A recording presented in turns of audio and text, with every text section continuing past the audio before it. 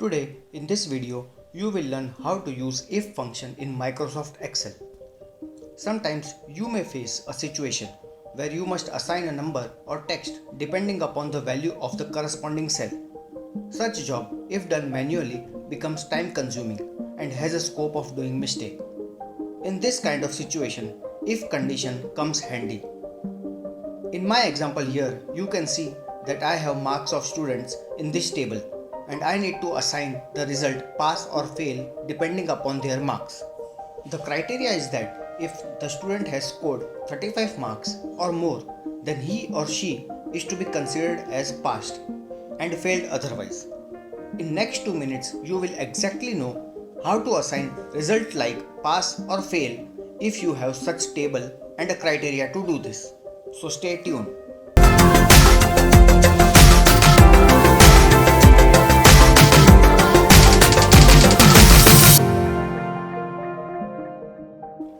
Hi, I am your tutor and welcome to my channel Learn in 5 minutes.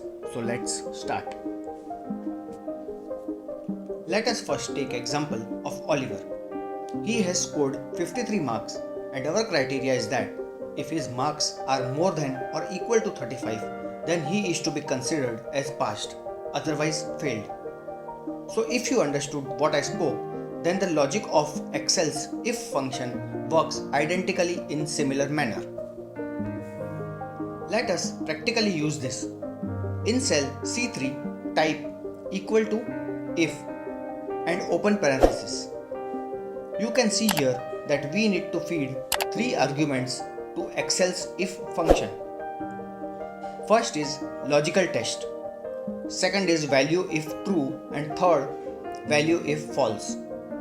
So let us feed them one by one. Our logical test here is if marks, that is B3, is greater than or equal to 35.